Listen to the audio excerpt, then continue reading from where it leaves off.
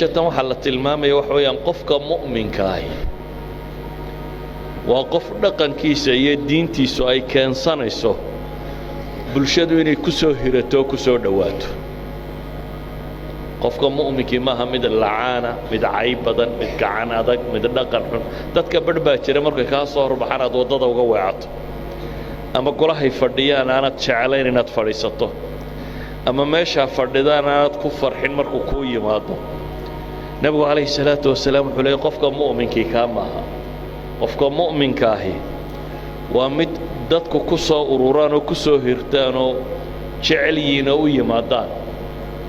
isaguna dadka jecel oo ku soo dhawaada kaan sidaa ahayn buu nabigu leeyahay khayr ma leh dadka waxaa u mudan buu markaa nabigu yidhi wa khayru nnaas waxaa u mudan u fiican anfacuhum linnaas dadka ka ugu waxtar badan dadka waxa ugu mudan buu nabigu leeyahay markii la tilmaamay mu'minku qof lagu soo dhawaado lagu soo hirtay inuu iyo dhaqankiisuba caynkaaye mu'minkaa laftiisu noocaasi sidee bay u kala fiican yihiin waxay iyaguna u sii kala fiican yihiin buu nabigu leeyahay anfacuhum linnaas dadka ka ugu waxtar badan asalka waa kii xadiidka muslim ku yaala النبي عليه الصلاة والسلام كنت المامي من استطاع منكم أن ينفع أخاه فليفعل حنوما لين يا حديث كان سببتي سوينا هيد قلادي تري وحبانو طفطفنا ما وحبانو آخرنا يودت كوا دوينا أو يريب التصوح وحكو دويسان ومركا أركان ونبغى أركان وحي آخريان إن أن معصية حمية شركتون كوتشرين وحكولي من استطاع منكم أن ينفع أخاه فلينفع ninkii awooda inuu walaalkii wax tarow xudaaraba ha noqdo qofkii awooda walaalkiisa kale inuu wax tarow falyafcal buu nabigu leeyahay calayhi salaatu wasalaam sidaas ha yeelo xadiidkaasi markaa cumuuman wuxuu tilmaamayaa dhaqanka qofka muslimka uu leeyahay wuxuu yahay waxaa kaloo uu tilmaamayaa iimaanku iyo akhlaaqda fiican siday mu'miniintu ugu kala sarreeyaan inay ka mid tahay siday u kala nafci badan yihiin siday u kala waxtar badan yihiin nafcigan aynu ka hadlaynaa markaa waa maxay waa nafci adduunyo iyo mid aakhiraba waxtar adduun iyo waxtar aakhiro bini aadam wax la taro horta waxa ugu weyn kow inaad aakhiradiisa badbaadiso khasaaraha ugu weyn ee bini aadam ku dhaca waa dii cimrigii oo dhan inaad khasaarto nolosha caadiga ah matala ninka taajirka ninka wax baranaya ninka guursanaya ninka waa laga yaabaa marmar inaad ku khasaarto wixii aad samaysay waxbarashadii inaad saaqida ama intaad soo baratay waxbaba shaqo ku weydo tijaaradii intaad gashay inay kaa khasaarto laakiin waxaad rumaysan tahay weli inaad haysato maxay jaanis wax kale inaad tijaabin karto haddaad tijaarada markan loosgarayso weyday inaad si kale isugu dayi karto lacalla in mar dambe alla kuu furee guurku hadduu markaan kaa xumaado inaad mar dambe tijaabin karto waxbarashadu markaan hadday kaa xumaato inaad laakiin meel baa jirta hadday xumaato tijaabo dambaba aan lahayn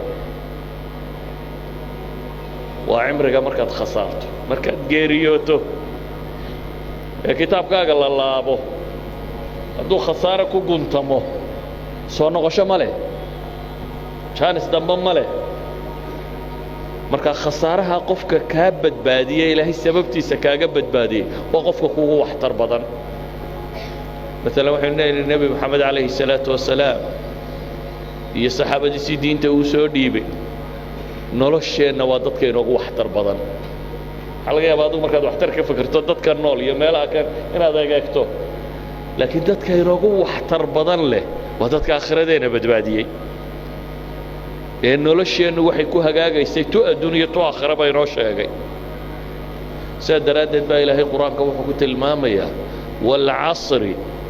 ina alinsaana lafii khusrin ila aladiina aamanuu wacamiluu الصaalixaat watawaasaw biاlxaqi watawaasaw biالصabr inta rabbi dhaartay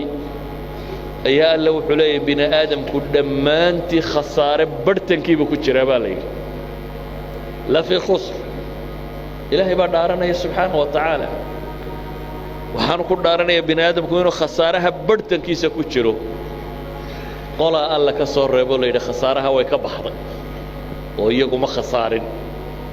waa qolada laga helay iimaan iyo camal suuban ama hagaagsan markaasaa weliba camalkaas suuban wax ka mida lasii tilmaamoo la yidhi waa kuwa xaqa isu dardaarma sabirkana isu dardaarma qofka xaqa kuu dardaarmay ee sabir kuu dardaarmay wax ku anfaco waxyaabihii kuugu wanaagsanaa buu kuu sheegay wax ku tara wixii kuugu roona sidaa awgeed maalan dhallinyaraatiin haddaynu dhallinyarada qur-aanku ka warramo wax ka tilmaama ilaahay wuxuu ka warramayaa nebiyullaahi yuusuf oo dhallinyaro ah nebi yuusuf oo dhallinyaro ah oo imtixaano tiro badani nolosha soo mareen nebi yuusuf bin aadam imtixaanada mara kuwii ugu adkaabaa soo maray isagoo yar oo carruuraba walaaladii la colloobeen dabeetana waa tuureen god bay ku rideen godkii baa safar kala baxay isagoo yaroo carruuray addoonsadeen waa iibiyeen sida alaabta loo iibiyo reer baa laga iibiyey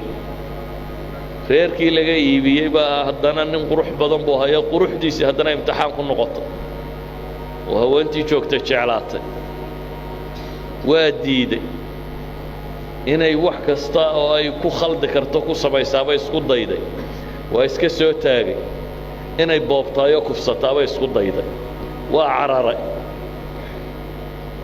dharkay ka dildillaacisay haddana waa la qabtay waa la xidhay xabsuu ku galay isagoo waxba samaynin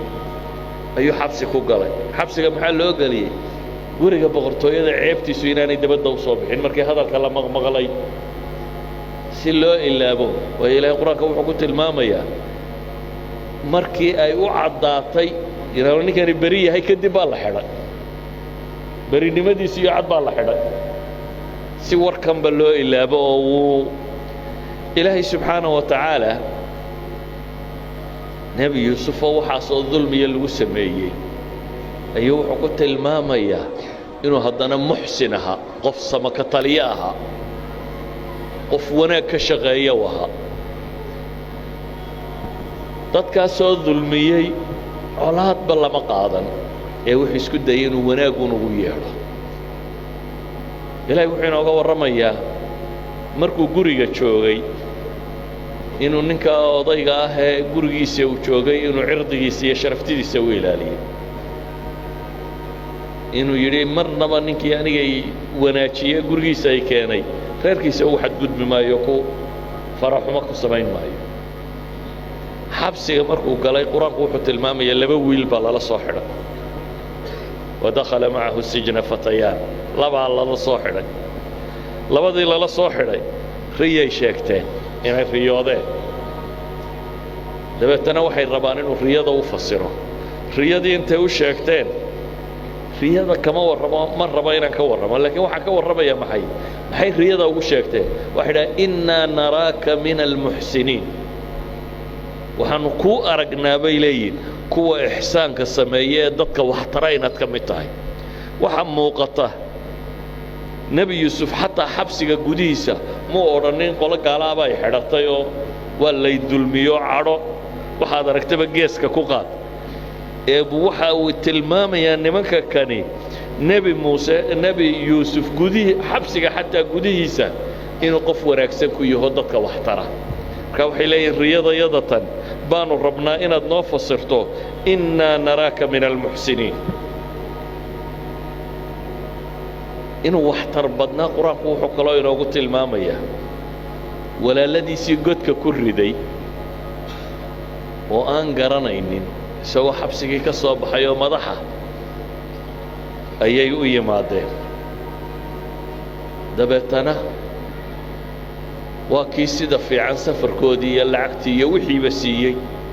mu odhanin waa nimankii godkaygu riday anna maanta madax baan ahaaye waana argoosanayaaye ha la xidhxidho waa xidhxidhi karayey godkiisiina waa ku guri karayay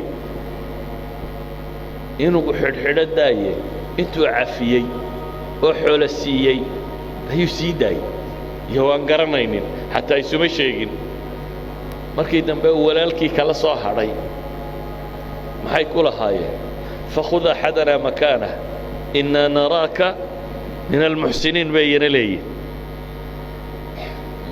kuwa aabba waana qabsanayaaye kuwa yagan kale mid qaada bay leeyihin oo wiilka yar noo sii daa